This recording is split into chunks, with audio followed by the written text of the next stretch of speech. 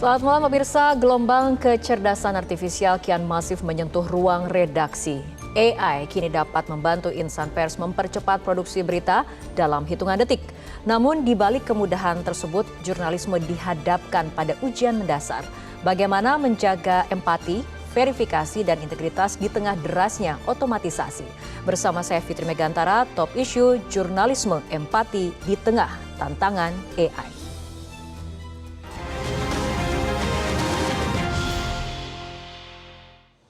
Pemirsa, telah hadir narasumber di studio Metro TV, ada Ketua Dewan Pers, Profesor Komarudin Hidayat. Selamat malam, Prof. Selamat malam, Mbak Rara. Terima kasih telah hadir bersama kami di studio Metro TV. Terima kasih. Prof. Komar dan juga pemirsa, dan juga telah terhubung melalui sambungan Zoom dengan pakar crawling media, Muhammad Nurdiansyah. Selamat malam, Mas Dadan.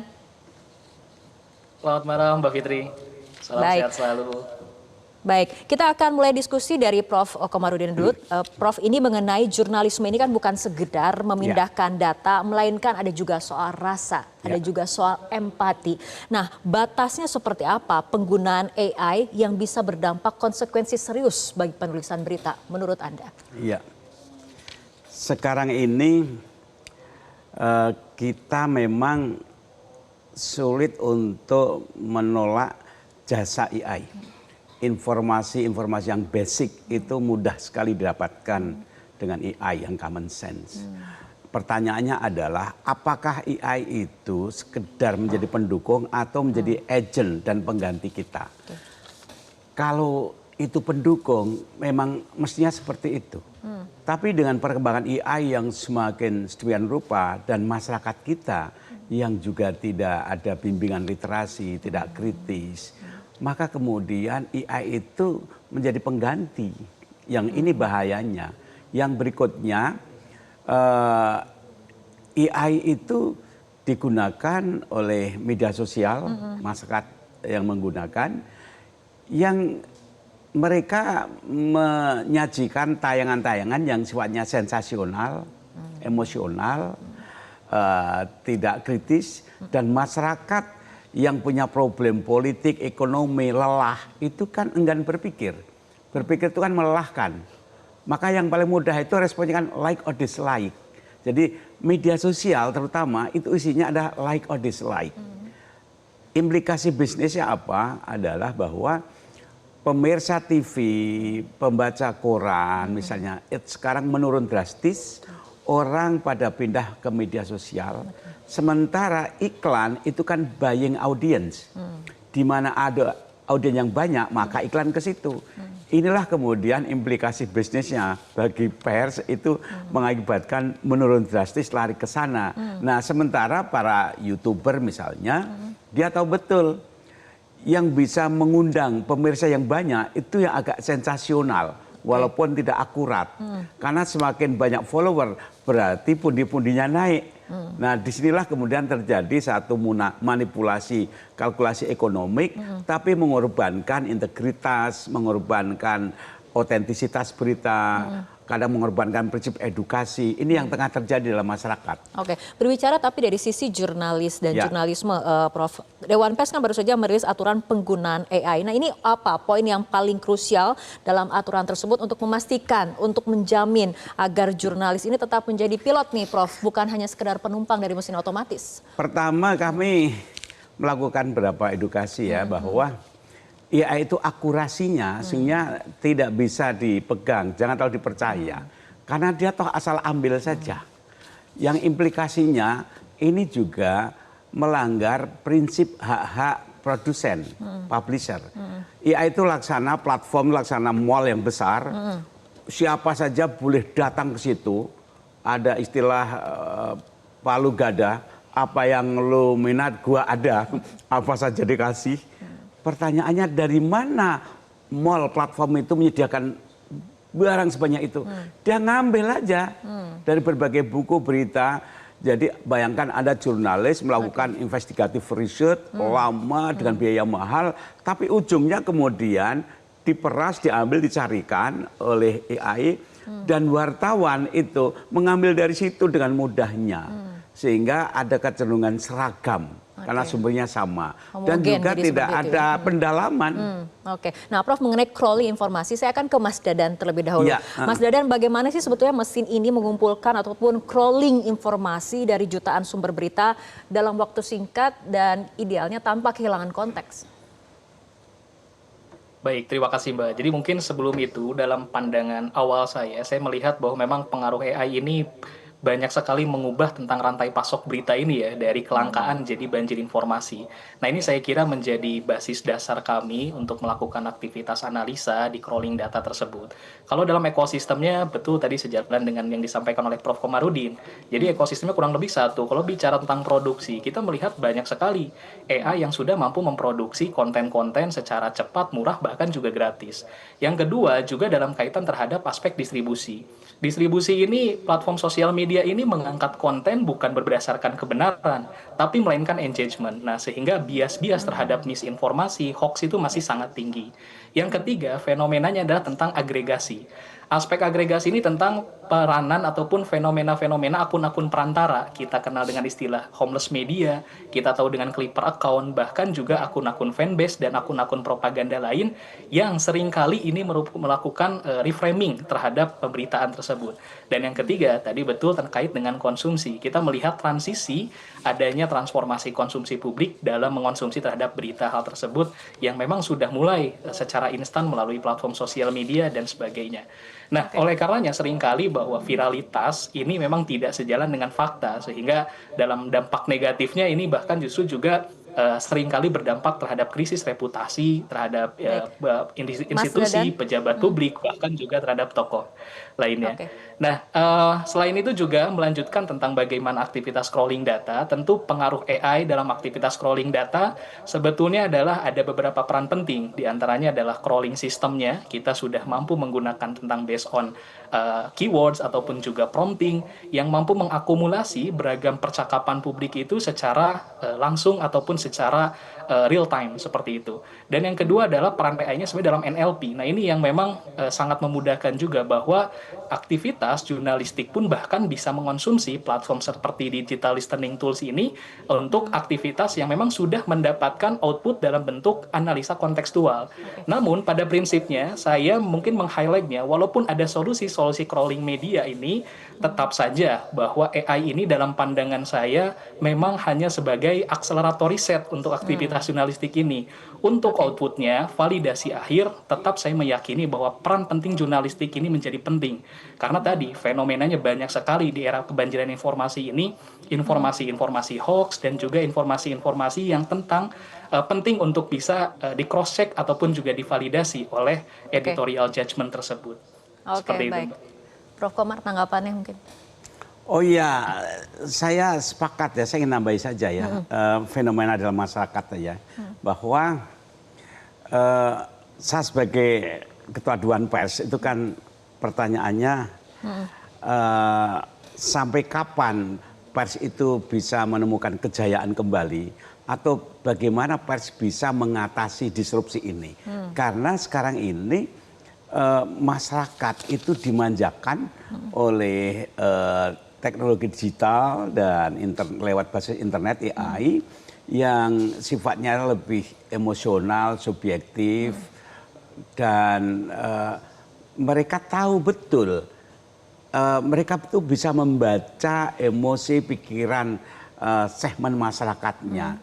Namun hasil penelitian mengatakan gini, bahwa masyarakat itu sekarang walaupun asik menikmati sensasi-sensasi, tapi ketika menyangkut pada isu yang krusial, fundamental, mereka tetap lari kepada pers mainstream.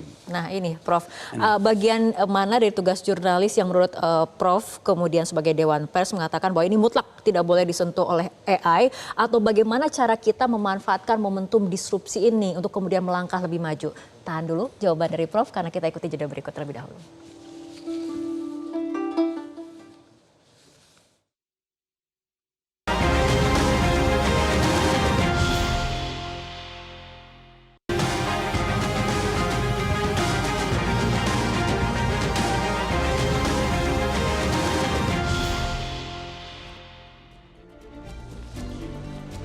Pemirsa, kita akan lanjutkan kembali perbincangan Prof.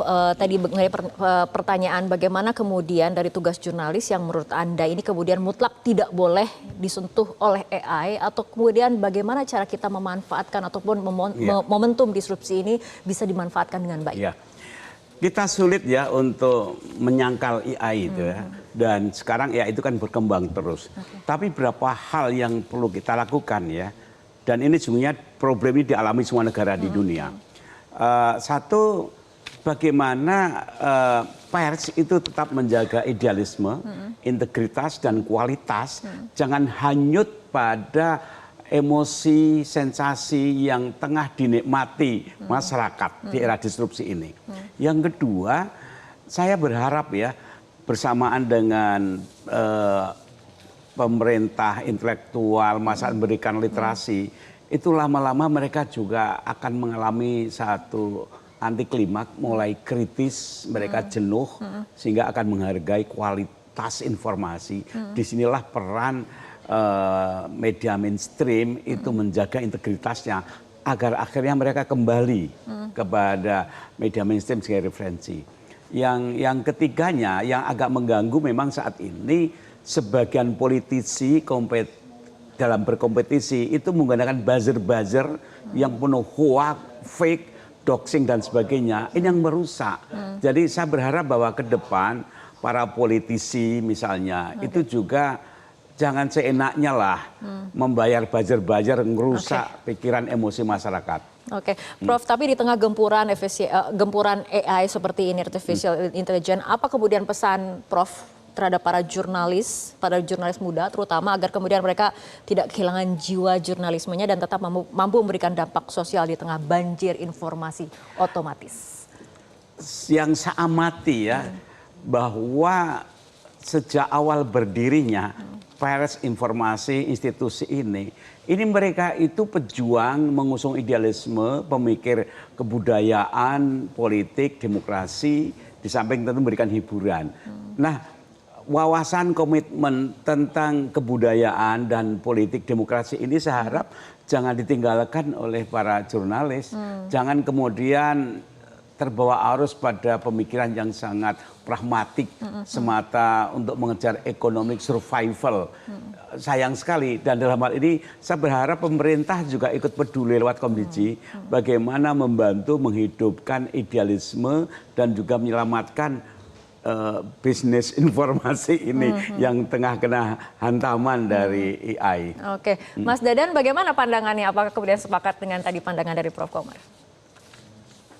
Baik, ya saya kira sepakat ya untuk nanti ke depan dalam bentuk transformasi jurnalistik juga, bahwa kemajuan AI ini kan tidak dapat dihindari ya. Saya kira jadi tentu bentuk adaptasi dari aktivitas jurnalistik ini menjadi satu hal yang penting. Tidak hanya dalam aktivitas skill saya kira, tapi juga dalam memahami konteks landscape-nya. Landscape bagaimana perkembangan informasi saat ini, tadi tentang pengaruh adanya agregasi, akun-akun perantara, lalu juga perkembangan homeless media. Nah itu yang sangat mempengaruhi sekali dalam tingginya viralitas dan akhirnya membiaskan terhadap fakta yang sebenarnya. Nah, lalu juga yang menjadi penting saya kira untuk di-highlight bahwa penting untuk bagaimana para jurnalis ataupun juga hasil ya dari AI ini sebagai rujukan sumber utama. Karena tadi menurut pandangan saya tetap penting editorial judgment, lalu juga peran untuk bagaimana menjaga etika-etika, integritas terhadap validitas data itu tetap berbasis pengalaman. Sensitivitas itu pengalaman manusia. AI itu hanya sebagai rujukan riset awal, karena tadi dia bagaimana mengkompilasi, mengagregasi semua data yang ada, dia kompilasi dan menjadikan rujukan riset. Nah, yang menjadi penting adalah tentang bagaimana para jurnalis juga tentu harus beradaptasi tentang bagaimana harus memahami tentang prompt engineering, lalu juga fact-checking digital tools, lalu juga tentang perception framing skill, karena tadi banyak sekali sekarang pembiasan framing issue yang dilakukan dengan adanya kemajuan era teknologi saat ini, tadi pengaruh akun-akun buzzer, lalu juga pengaruh akun-akun clipper yang saat ini sangat banyak sekali membanjiri informasi di halayak publik, sehingga kembali bahwa pers harus tetap menjadi landasan, saya kira menjadi penting, landasan penting sebagai keyakinan ataupun juga kebenaran fakta terhadap berita yang dikonsumsi oleh publik. Seperti itu. Oke. Baik, kembali ke Prof. Komar. Apabila misalnya ada berita ataupun buletin diproduksi dengan bantuan artificial intelligence, kemudian sebagai bentuk adaptasi juga seperti itu, Prof, sejauh mana sih sebetulnya media ini wajib menginformasikan bahwa hal tersebut kepada pembaca? Apakah ada label misalnya AI assisted atau seperti apa? Nah ini kami sedang mendiskusikan bagaimana publisher right itu terlindungi. Karya-karyanya itu diakui sebagai barang komoditas sehingga jangan seenaknya diambil, diolah-olah sehingga dirugikan. Dan kedua, di kampus misalnya, dosen itu sekarang kurang percaya pada karya makalah. Kalau dulu bisa nilainya 70%, sekarang mungkin 35%. Karena apa? Karena kalau ada makalah kok bagus, itu curiga saja. Ini jangan-jangan produk AI. Di samping ada tool memang untuk melihat apakah ini AI itu bukan. Itu mulai dikembangkan di Australia misalnya. Nah artinya apa? AI itu kita hargai sebagai satu pengantar atau Pendukung mungkin gitu ya. kolektor informasi dasar. Tapi kalau sudah menyangkut masalah yang fundamental, yang otentik itu jangan terlalu dipercaya. Saya berapa kali mencoba browsing berapa tokoh-tokoh Indonesia. Saya tahu betul bahwa ini tidak akurat. Jadi jangan terlalu percaya pada AI. Oke, artinya Prof dengan topik malam hari ini di saat kemudian Metro TV menggelar Jurnalis Day adalah mengenai jurnalisme empati di tengah tantangan AI harus seperti apa, Prof? Nah, pertama ada satu kesepakatan sikap gini ya, bahwa betapapun AI itu mesin. Dia tidak punya rasa moral, walaupun memang dikembangkan mencoba dia punya empati, tapi betapapun itu tetap mesin gitu. Oleh karena itu kita tidak bisa artificial intelligence itu sebagai pengganti. Itu sekedar sebagai pembantu boleh. Tapi kita jangan hanyut, jangan dikalahkan, jangan cerahkan kepada AI sampai-sampai ada ungkapan, mengapa engkau serahkan artificial intelligence? Karena yang original intelekmu udah hilang. Jadi udah malas berpikir, kemudian diserahkan pada itu. Nah itu kan candaan yang menarik gitu. Saya memang melihat ya, kita minta sambutan, puisi apapun, 1 menit keluar kok itu. Jadi lama-lama buat malas dan bodoh. Kalau seorang dosen lebih seperti saya, tidak jeli sekali, itu bisa merusak critical thinking mahasiswa, ya itu. Oke, baik. Saya akan terakhir ke Mas Dadan, Ya. mungkin ringkas saja mengenai jurnalisme empati di tengah tantangan AI, apa pendapat Anda? Ringkas saja Mas Dadan.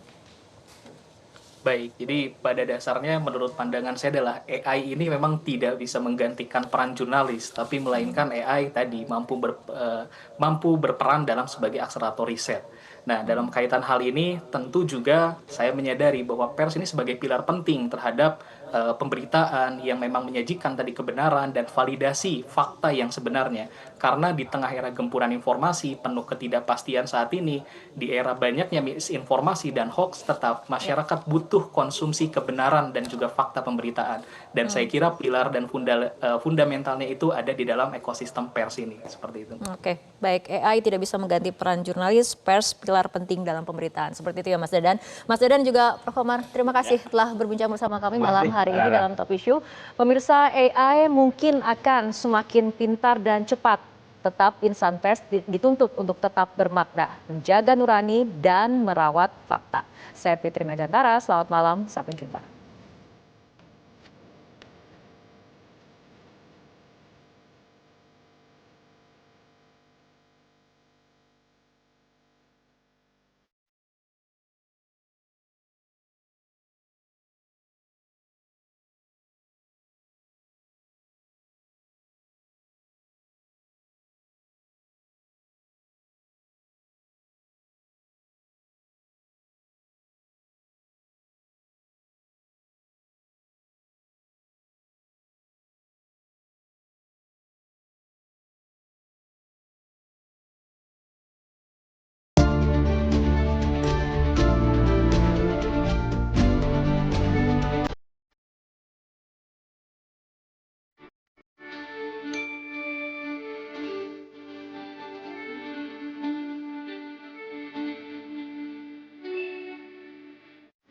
Metro TV Jelajahi cara baru mendapatkan informasi. Download Metro TV Extend sekarang.